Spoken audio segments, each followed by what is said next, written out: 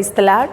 ஆண்டவர் இரட்சகருமாகிய இயேசு கிறிஸ்துவின் நாமத்தில் உங்களுக்கு என் அன்பின் வாழ்த்துதல்கள். இந்த நாளிலும் இந்த வீடியோ வாயிலாக உங்களை சந்திப்பதில் மிகுந்த மகிழ்ச்சி அடைகிறேன். ஒரு நிமிடம் தலைகளை தாழ்த்தி ஜெபம் பண்ணி இந்த நாளில் வேத பாடத்துக்கு நேராக கடந்து செல்லலாம். அன்புள்ள இயேசப்பா, இந்த நாளில் உங்களுடைய பாதத்தில் கடந்து வந்த ஆண்டவரே, உம்முடைய வேதத்தின் மகத்துவங்களை கற்றுக்கொள்ள எங்களுக்கு கிருபை தந்தீரே. அதற்காக உமக்கு நன்றி செலுத்துகிறோம் ஆண்டவரே. அப்பா ஸ்தோத்திரம் ஆண்டவரே. நாங்கள் கற்றுக்கொள்ளுகிற பாடங்கள் எங்களுக்கு பிரயோஜனமாக இருக்க உதவி செய்யுங்க ஆண்டவரே. இதை பார்க்கிற தம்முடைய மக்கள் ஒவ்வொருவருக்கும் ஆண்டவரே இதை பிரயோஜனமாக்கி தாங்க. நீங்க மாத்திரம் மகிமைப்படுங்க. உம்முடைய நாமத்துக்கே மகிமை உண்டாகட்டும். நிறைய மகிமைப்படுங்க. மீட்பர் இயேசு கிறிஸ்துவின் நாமத்தில் ஜெபங்கேளும் நல்ல பிதாவே, ஆமென். இந்த நாளிலும் நம்ம 12ஆம் செய்திக்கு நேராக 26ஆம் அதிகாரத்திலிருந்து தான் பார்க்க போகிறோம். 25ஆம் அதிகாரம் வரைக்கும் நம்ம ஏற்கனவே பார்த்தோம். 26ஆம் அதிகாரம் 1 to 24 வசனங்கள் வரை எதை பற்றி சொல்லுது அப்படின்னா, அது 1 to 24 வரை உள்ள வசனங்கள் 12ஆம் செய்தியாக சொல்லப்பட்டிருக்கிறது. அதில் 1 to 6 வரை உள்ள வசனங்கள் யாருக்கான செய்தி அப்படின்னு பார்த்தீங்கன்னா, அதாவது உபதேசிக்கிற தலைவர்களுக்கான, ஆசாரியர்கள், தீர்க்கதரிசிகளுக்கான செய்தியாக காணப்படுகிறது. 7 to 24 வரை உள்ள வசனங்கள் அந்த உபதேசத்தினால எரேமியாவுக்கு வந்த சோதனையை குறித்து நம்ம பார்க்குறோம். அதாவது 26ஆம் அதிகாரம் 12ஆம் செய்தியாக சொல்லப்படுகிறது. அதில் 1 to 6 வரை உள்ள வசனங்கள் உபதேசிக்கிற தலைவர்களுக்காக, அதாவது ஆசாரியர்கள், தீர்க்கதரிசிகளுக்கான செய்திக்கு எதிரான ஒரு செய்திக்கான சுருக்கமாய் காணப்படுகிறது. அப்படி உபதேசித்ததுனால வந்த சோதனை குறித்து 7 to 24 வரை உள்ள வசனங்கள் எரேமியாவுக்கு வந்த சோதனை குறித்து சொல்லப்படுகிறது நம்ம பார்க்க முடியும். 1 to 6 வரை உள்ள வசனங்களை நம்ம வாசிக்கும் போது, எரேமியா ஆலயத்தின் பிரகாரத்தில் நின்று உபதேசிக்கிற தலைவர்களை பார்த்து சொல்லுகிறார், கர்த்தருடைய ஆலயத்திலே பணிய வருகிற யூதாவின் பட்டணங்களின் குடிகள் அனைவரோடும் சொல்லும்படி நான் உனக்கு கற்பித்த எல்லா வார்த்தையும் அவர்களுக்கு சொல்லு, ஒரு வார்த்தையும் குறைத்து போடாதே என்று கர்த்தர் சொல்லுகிறார். அவர்கள் செய்கையுடைய பொல்லாப்பு நிமித்தம் நான் அவர்களுக்கு செய்ய நினைக்கிற தீங்குக்கு நான் மனஸ்தாபப்படத்தக்கதாக ஒருவேளை அவர்கள் கேட்டு அவரவர் தம் பொல்லாத வழியை விட்டு திரும்புவார்கள். நீ அவர்களை நோக்கி, நான் உங்களிடத்தில் ஏற்கனவே அனுப்பி கொண்டிருந்தும் நீங்கள் கேளாமற் போன என் ஊழியக்கான தீர்க்கதரிசிகளின் வார்த்தைகளை நீங்கள் கேட்கும்படிக்கு நான் உங்கள் முன் வைத்த எல்லா நியாயப்பிரமாணத்தின்படி நீங்கள் நடக்கும்படிக்கு நீ என் சொல்லை கேளாமற் போனால் நான் இந்த ஆலயத்தை சீலோவை போலாக்கி இந்த நகரத்தை பூமியில் உள்ள எல்லா ஜாதிகளுக்கு முன்பாக சமமாக்கி போடுவேன் என்று ஆண்டவர் சொல்லுகிறார். அதாவது கர்த்தருடைய வார்த்தையை மட்டும் சொல்லுங்க. அப்படி சொல்லும்போது அந்த வார்த்தையை கேட்டு ஒருவேளை மனஸ்தாபப்பட்டு ஆண்டவருக்கு அவர்கள் கீழ்ப்படிந்தால் அவர்களுக்கு நான் என்ன செய்வேன், பொல்லாத வழியை விட்டு திரும்புவார்கள். அப்படி திரும்பாம போனாங்கன்னா நான் இந்த ஆலயத்தை சீலோவாவை போலாக்கி, சீலோவாம் என்றால் ஏற்கனவே தெரியும், அதாவது எருசலேம்ல இஸ்ரவேலர்கள் ஆராதித்து வந்த இடம் தான் எனது சீலோவம், அதாவது வடக்கு ராஜ்யமாகிய இஸ்ரவேலர்கள் ஆராதித்து வந்த இடம்தான் சீலோவாம். அந்த சீலோவாமை போலாக்கி அது எப்படி நிர்மூலமாக்கப்பட்டதோ, வடக்கு ராஜ்யம் எப்படி நிர்மூலமாக்கப்பட்டதோ அதே போல இதற்கும், இந்த ஆலயத்துக்கும், எருசலேம் தேவாலயத்துக்கும் நடக்கும் என்று ஆண்டவர் சொல்லுகிறார். இந்த வார்த்தையை கேட்ட உடனே ஆசாரியர்கள், தீர்க்கதரிசிகள் எல்லாம் எழும்பி என்ன பண்ணுகிறாங்க, 7 to 24 வரை வாசித்து பார்க்கும்போது அந்த இடத்துல ஆசாரியர்களும் தீர்க்கதரிசிகளும் எரேமியாவுக்கு விரோதமாக எழும்பி என்ன சொல்லுகிறாங்க, 8வது வசனத்தின் பின்பக்கம், ஆசாரியர்களும் தீர்க்கதரிசிகளும் சகல ஜனங்களும் அவனை பிடித்து நீ சாக வேண்டும். திரும்ப என்ன சொல்கிறார், நீ அதாவது 11வது வசனத்தில் பார்த்து, இந்த மனுஷன் மரண ஆக்கினைக்கு பாத்திரன் என்று ஜனங்களை நோக்கி எல்லாரும் சொல்றாங்க. என்ன சொல்றா, இந்த ஆலயத்துக்கு விரோதமாக பேசினா இது சீலோவாவை போல் ஆகிவிடும் என்று சொன்னார். அதனால இவர் மரணத்துக்கு பாத்திரன் அப்படின்னு சொல்லி சொன்னபோது எரேமியா எல்லாரையும் பார்த்து சொல்லுகிற வார்த்தை, இந்த ஆலயத்துக்கும் இந்த நகரத்துக்கு விரோதமாக தீர்க்க தரிசனமாய் சொல்ல கர்த்தர் என்னை அனுப்பினார்.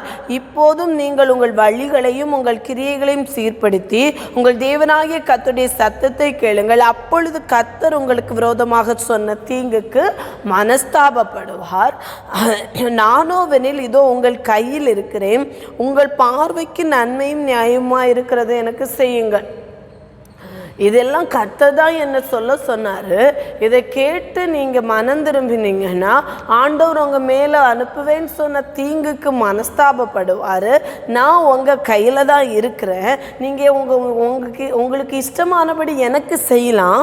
ஆகிரும் 15வது வசனத்தில் சொல்லுகிறார், நீங்கள் என்னை கொன்று போட்டால் நீங்கள் குற்றமில்லாத இரத்தப்பழியை உங்கள் மேலும் உங்கள் நகரத்தின் மேலும் இதன் குடிகளின் மேலும் சுமத்திக் கொள்வீர்கள் என்று நிச்சயமாக அறியுங்கள். இந்த வார்த்தைகளை எல்லாம் உங்கள் செவிகளிலே சொல்ல கர்த்தர் மெய்யாகவே என்னை உங்களிடத்துக்கு அனுப்பினார் என்று சொல்.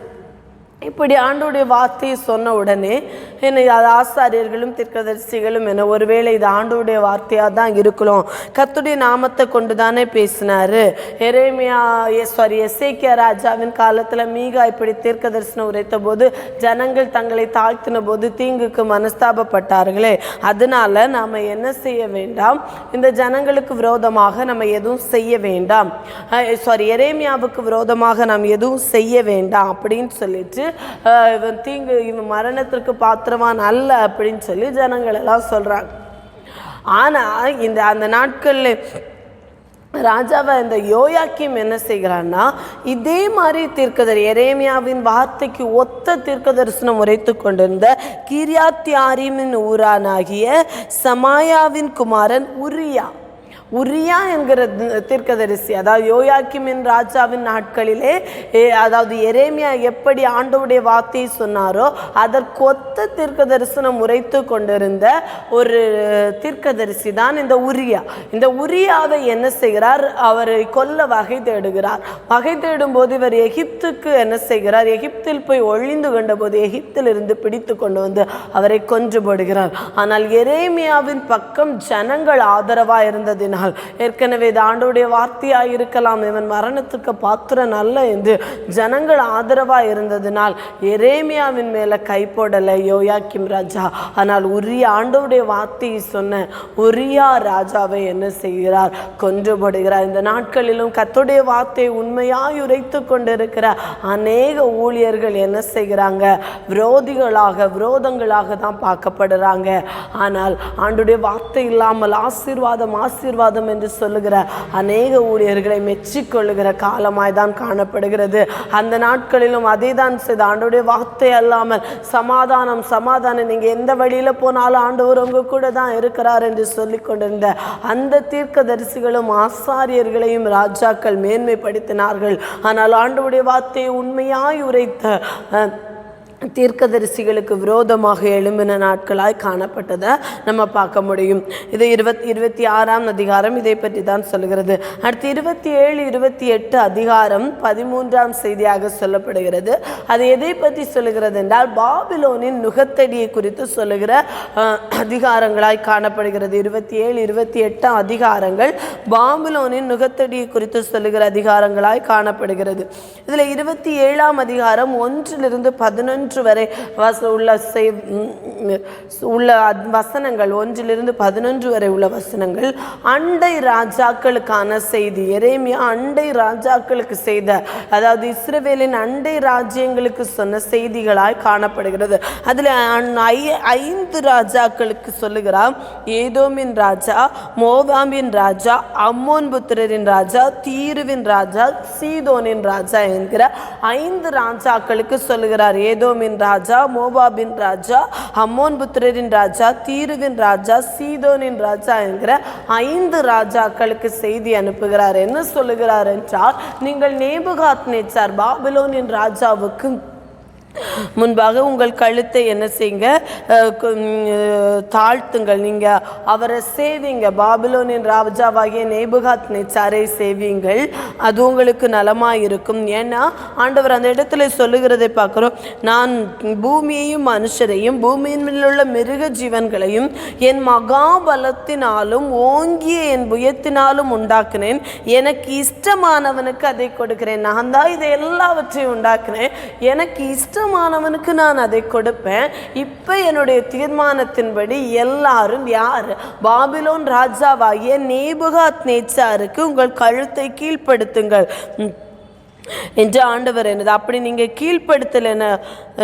கீழ்ப்படுத்தலைன்னா நீங்கள் என்ன செய்வீங்க? பாபிலோன் ராஜாவை நீங்கள் சேவிப்பதில்லை என்று உங்களுக்கு சொல்லுகிற உங்கள் தீர்க்கதரிசிகளுக்கும் உங்கள் குறிகாரருக்கும் உங்கள் சொப்பனக்காரர் உங்கள் நாட்பாக்கிறவர்களுக்கும் உங்கள் சூனியக்காரர் நீங்கள் செவி கொடாதிருங்கள். நான் உங்களை உங்கள் தேசத்திலிருந்து துரத்தப்படுகிறதற்கும் உங்களை துரத்தி விடுகிறதற்கும் நீங்கள் அழிகிறதற்குமாக அவர்கள் உங்களுக்கு பொய்யான தீர்க்க தரிசனம் சொல்லுகிறார்கள். ஆண்டவர் இந்த நாட்களிலே இஸ்ரவேல் ஜனங்களுக்கும் சரி அண்டை ராஜ்யங்களுக்கும் சொல்லுகிற வார்த்தை என்னவென்றால், நீங்கள் பாபிலோன் ராஜாவாகிய நேபுகாத் நேச்சாரை சேவிக்க வேண்டும் என்பதுதான் ஆண்டவருடைய தீர்மானம். அதை ஆண்டவர் யாருக்கு எதை கொடுக்க சித்தம் கொண்டாரோ அதை தான் ஆண்டவர் செய்வார். அதனால அது நாங்கள் செய்ய மாட்டோம். நாங்கள் நேபுகாத் நேச்சாருக்கு முன்பாக எங்களை தாழ்த்த மாட்டோம் என்று சொல்வீர்களானால் நீங்கள் அழிக்கப்படுவீர்கள்.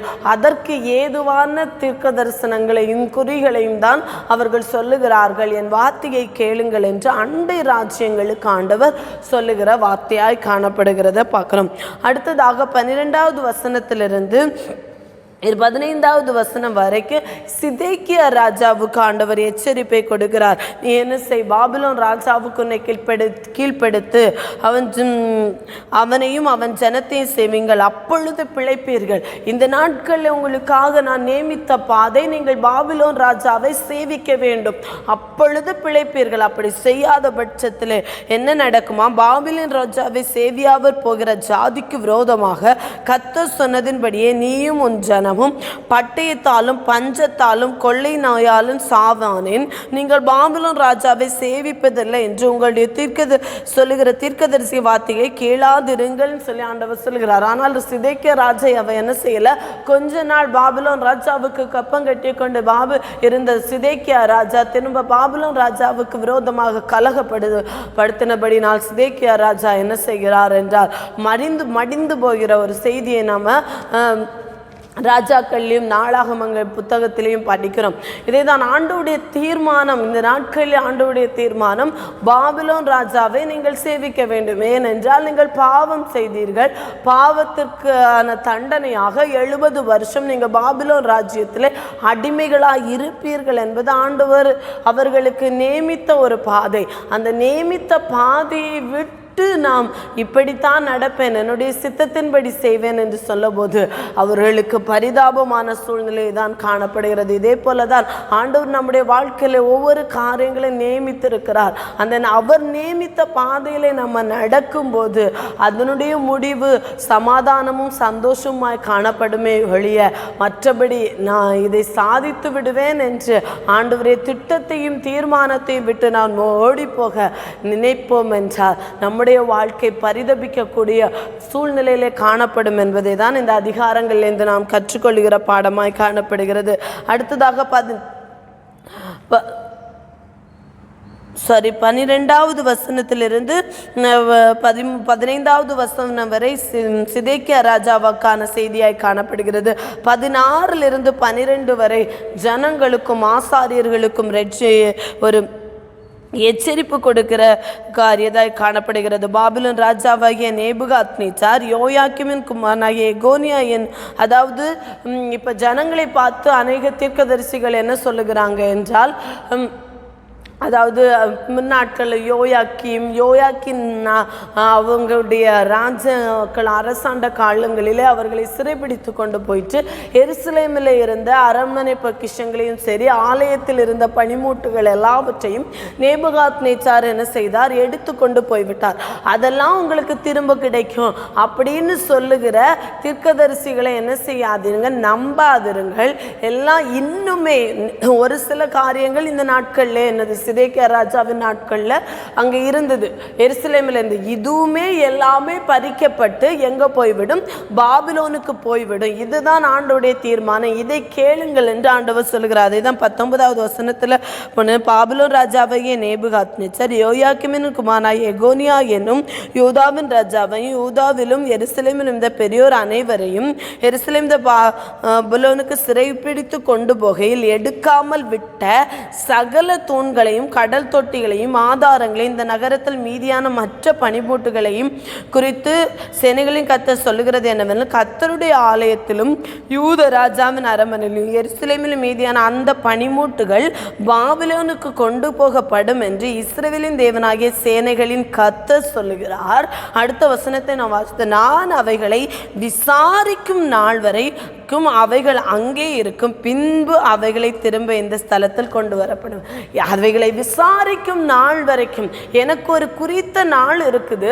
அந்த நாள் வரைக்கும் அந்த காரியங்கள் எல்லாம், அந்த பனிமூட்டுகள் எல்லாம், மீதியா இருக்கிற பனிமூட்டுகளும் எருசலேமுக்கு தான் கொண்டு போகப்படும். ஆனால் இன்றைக்கு பொய்யான தீர்க்கதரிசிகள் அநேகர் தீர்க்க தரிசனம் உரைக்கிறார்கள். என்னவென்றால், எருசலேமிலிருந்து எடுத்து கொண்டு போகப்பட்ட பொருட்கள் எல்லாம் இன்னும் சிறிது நாட்களிலே உங்களுக்கு எருசலேமுக்கு கொண்டு வரப்படும் என்று சொல்லுகிறார்கள். அதை நம்பாதிருங்கள். ஆண்டவருடைய வார்த்தை என்னவென்றால், இருக்கிற பொருளும் பாபிலோனுக்கு சிறைப்பட்டு கொண்டு போகப்படும், அது அங்கே இருக்கும். நான் அதை விசாரிக்கும் நாள் மட்டும் அதே அங்கே இருக்காதற்கு பின்புதான் அது திரும்ப கொண்டு வரப்படும் என்பதுதான் ஆண்டவருடைய வார்த்தை. அதை நம்புங்கள் என்று ஜனங்களுக்கும் ஆசாரியர்களுக்கும் எரேமியா எச்சரிப்பு விடுகிற செய்தியை தான் நம்ம இந்த 27ஆம் அதிகாரத்தில் பார்க்குறோம். அடுத்ததாக 28ஆம் அதிகாரத்தில் நாம் பார்க்கும்போது அங்கே ஒரு பொய்யான ஒரு தீர்க்கதரிசியை குறித்து நம்ம பார்க்குறோம். அனனியா என்கிற ஒரு தீர்க்கதரிசியை நம்ம பார்க்குறோம். சிதேக்கியா ராஜாவுடைய நாட்களில் என்னென்னா, அசூரின் குமாரனாகிய அனனியா என்கிற ஒரு தீர்க்கதரிசி. அனனியா என்கிற தீர்க்கதரிசி என்ன செய்கிறார் என்றால், தீர்க்க தரிசனம் உரைக்கிறார். 2 வருஷத்திலே எருசலேமிலிருந்து கொண்டு போகப்பட்ட எல்லா பொருளும் திரும்ப கொண்டு வரப்படும். உங்களுக்கு சமாதானமாக நீங்கள் எருசலேமில் இருப்பீங்க. போன சிறியோர் முதல் பெரியோர் வரைக்கும் எல்லாருமே எங்கே வருவாங்க, எருசலேமில் கொண்டு வருவாங்கன்னு சொல்லி பொய்யான தீர்க்க தரிசனம் உரைக்கும் போது எரேமியா அவருக்கு விரோதமாக என்ன செய்கிறார், இல்லை ஆண்டவருடைய வார்த்தையை சொல்லவில்லை என்று அந்த காரியத்தை சொல்லும்போது அனனியா அவனுடைய எரேமியாவிடத்தில் இருந்த ஒரு மரநுகத்தை முறித்து போடுகிறார். ஆண்டவர் திரும்ப சொல்லுகிறார், மரநுகத்தை தான் அனனியா முறித்து போட்டார், ஆண்டவர் அதற்கு மேலான ஒரு நுகத்தை சுமத்துவார். இரும்பு நுகத்தை ஆண்டவர் எரேமியாவிடம் உருவாக்க சொல்லுகிறதை பார்க்கிறோம். அடுத்ததாக இந்த காரியத்தை பின்பு, அதாவது 15வது வசனத்தில் பார்க்கும்போது, பின்பு எரேமியா தீர்க்கதரிசி அனனியா என்கிற தீர்க்கதரிசி நோக்கி, இப்போதும் அனனியாவே கேள், கர்த்தர் உன்னை அனுப்பினதில்லை, நீயோ இந்த ஜனத்தை பொய்யை நம்பும்படி செய்தாய், ஆகையால் இதோ உன்னை பூமியின் மேல் இராதபடிக்கு அகற்றி விடுவேன், இந்த வருஷத்திலே நீ சாவாய் என்று கர்த்தர் சொல்லுகிறார். கர்த்தருக்கு விரோதமாய் கலகம் உண்டாக பேசினாயே என்றாம். அப்படியே அனனியா என்கிற தீர்க்கதரிசி அவ்வருஷத்தில் தானே 7ஆம் மாதத்தில் செத்து போனான். அனனியா என்கிற தீர்க்கதரிசி குறித்து ஆண்டவர் சொல்லுகிறார், கர்த்தருடைய வார்த்தை அல்லாததான் இந்த சொன்னதுனால இந்த வருஷத்திலே நீ மரித்து போவாய் என்று சொன்னபோது, அதே போல அந்த வருஷத்தில் 7ஆம் மாதத்திலே அனனியா மரித்து போகிற செய்தியை நம்ம இந்த 28ஆம் அதிகாரம் 28ஆம் அதிகாரம் முழுவதுமே அந்த அனனியா என்கிற தீர்க்கதரிசி ஆண்டவருக்கு விரோதமான பொய்யான தீர்க்க தரிசனம் உரைக்கிறார். அதற்கு எரேமியாவின் பதிலை குறித்து நம்ம பார்க்குறோம். இப்போ 29ஆம் அதிகாரத்துக்கு நேராக கடந்து வரும்போது அது 14ஆம் செய்தியாக நம்ம ஏற்கனவே பார்த்தது போல் 14ஆம் செய்தியோடு இந்த செய்திகள் என்று நம்ம அட்டவணையில் பிரித்து பார்த்த காரியங்கள் அந்த 14ஆம் செய்தியோடு முடிவடைகிறத நம்ம பார்க்க முடியும். 2ஆம் அதிகாரம் அதிகாரத்திலிருந்து 29ஆம் அதிகாரம் வரை நம்ம 14 செய்திகளாக பிரித்து பார்த்தோம். இந்த 14ஆம் செய்தி என்ன, எதை பற்றி சொல்லுகிறது, 29ஆம் அதிகாரம் எதை பற்றி சொல்லுகிறது என்று வாசித்து பார்த்தோன்றால், சிறைப்பட்டு போன ஜனங்களுக்கு எரேமியா ஆண்டவருடைய வார்த்தையாக எழுதின ஒரு கடிதத்தை குறித்து தான் சொல்லப்படுகிறது. அந்த சிறைப்பட்டு போன ஜனங்களை பார்த்து ஆண்டவர் சொல்லுகிற வார்த்தை என்னவென்றால், நீங்கள் சிறைப்பட்டு போன இடத்திலே திராட்சை தோட்டங்களை நாட்டி குமாரர்களுக்கு பெண் கொடுத்து நீங்கள் அங்கே சமாதானமாய் இருங்கள். நான் உங்களை சிறைப்பட்டு 7வது வசனம் சொல்லுகிறது, நான் உங்களை சிறைப்பட்டு போகப்பட்ட பட்டணத்தில் சமாதானத்தை தேடி அதற்காக கர்த்தரை விண்ணப்பம் பண்ணுங்கள். அதற்கு சமாதானம் இருக்கையில் உங்களுக்கும் சமாதானம் இருக்கும். நீங்கள் இருக்கிற இடத்துல அதற்காக ஜெபம் பண்ணுங்க. அந்த இடத்துல சமாதானம் இருந்தாதான் உங்களுக்கும் சமாதானம் இருக்கும். இந்த வார்த்தை உண்மையாவே நீங்கள் நான் சிறைப்பட்டு போக பண்ணின பட்டணத்தில் சமாதானத்தை தேடி அதற்காக கர்த்தரை விண்ணப்பம் பண்ணுங்கள். அதற்கு சமாதானம் இருக்கையில், நான் இப்போ பாபிலோன் அடிமைத்தனத்துல தான் இருக்கேன், அதனால எனக்கு நான் பாபிலோன் சமாதானமாக இருக்கக்கூடாது என்று நீங்கள் நினைக்க வேண்டாம். அந்த இடம் சமாதானமாக இருந்தால் தான் நீங்கள் அடிமைத்தனத்தில் இருந்தாலும் நீங்கள் சமாதானமாக இருக்க முடியும். அதனால நீங்கள் சமாதானத்திற்காக விண்ணப்பம் பண்ணுங்கள் என்று ஆண்டவர் சொல்லுகிறதை பார்க்க முடியும். 11வது வசனத்தில் ஆண்டவர் சொல்லுகிறார், நீங்கள் எதிர்பார்த்திருக்கும் முடிவை உங்களுக்கு கொடுக்கும்படி நான் உங்கள் பேரில் நினைத்திருக்கிற நினைவுகளை அறிவேன் என்று கர்த்தர் சொல்லுகிறார். அவைகள் தீமைக்கல்ல, சமாதானத்துக்கு ஏதுவான நினைவுகளே. ஆண்டவர் உங்களை நினைவாக தான் இருக்கிறார். இது ஒரு பெரிய ஒரு அடிமைத்தனம். 70 வருடம் நீங்கள் அடிமைகளாக தான் இருப்பீங்க. அதனால நீங்க இருக்கிற இடத்துல சமாதானமா இருங்க. நீங்கள் எதிர்பார்த்திருக்கும் முடிவை உங்களுக்கு கொடுக்கும்படிக்கு நான் உங்கள் பேரில் நினைவாக இருக்கிறேன். அந்த நினைவுகள் என்னது? தீமைக்கல்ல, சமாதானத்துக்கு ஏதுவான நினைவுகளாய் காணப்படுகிறது. நீங்கள் என்னை கூடி உங்கள் முழு இருதயத்தோடும் என்னை தேடினீர்களானால் என்னை தேடுகையில் கண்டுபிடிப்பீர்கள். நீங்கள் என்கிட்ட விண்ணப்பம் பண்ணுவீங்க. இன்னொரு நாட்கள் 70 வருடம் முடிவில் நீங்கள் திரும்ப வருவீங்க. அப்போ முழு இருதயத்தோடு என்னை தேடுவீங்க. இப்படி ஒரு நாள் வரும். அதுவரைக்கும் பொய்யான தீர்க்க தரிசனங்களை நம்பி இப்போ போயிடுவீங்க. இப்போ அது நடந்துடும், இது இப்போ நடந்துடும், இது செஞ்சிடும் சொல்லி பொய்யான தீர்க்க தரிசனங்களை நம்பி உங்களை நீங்கள் என்ன செய்ய வேண்டாம், வீணான காரியங்களுக்கு உங்களை உட்படுத்தி கொள்ள வேண்டாம். சமாதானத்துக்காக விண்ணப்பம் பண்ணுங்கள் என்று ஆண்டவர் எரேமியாவை சொல்லுகிற வார்த்தையை தான் நம்ம அந்த அதிகாரங்களை பார்க்க முடியும். 28 இந்த சிறையிருப்பு நெடுங்காலமாக இருக்கும். நீங்கள் வீடுகளை கட்டி அவைகளில் குடியிருந்து தோட்டங்களை நகட்டி அவைகளின் கனிகளை சாப்பிடுங்கள் என்று பாபிலோனில் இருக்கிற எங்களுக்கு சொல்லி அனுப்பின என்று எழுதியிருந்தான். அல்லது நீங்கள் இந்த சிறையிருப்பு நெடுங்காலம் இருக்கும். இது உண்மை.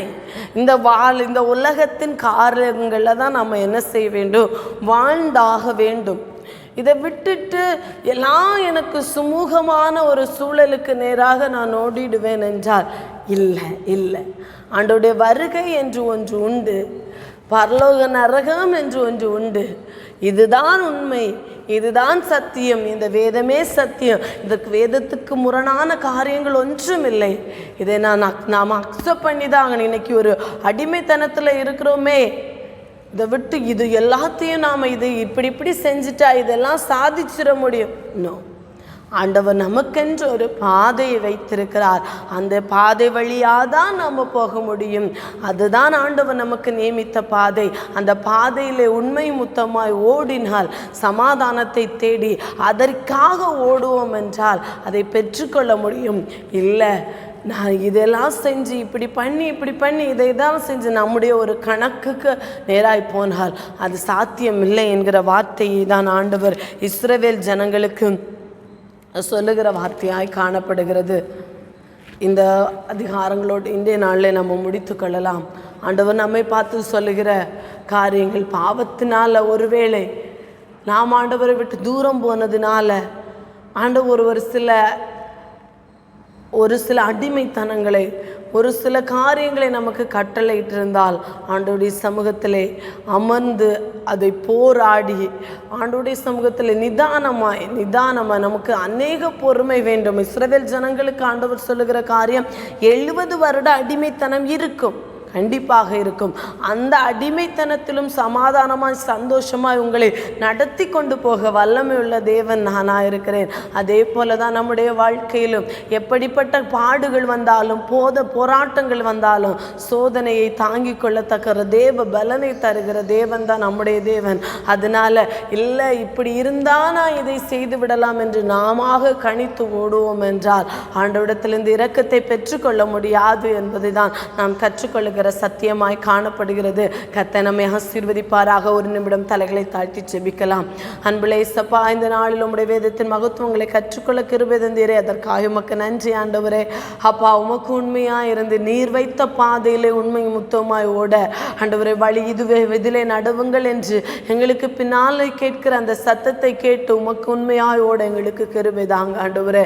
நீங்கள் மாத்திரம் மகிமைப்படுங்க, நீங்கள் மாத்திரம் மகிமைப்படுங்க. மீட்பர் இயேசு கிறிஸ்துவின் நாமத்தில் ஜெபங்கேளும் நல்ல பிதாவே. ஆமென், ஆமென். தேங்க்யூ.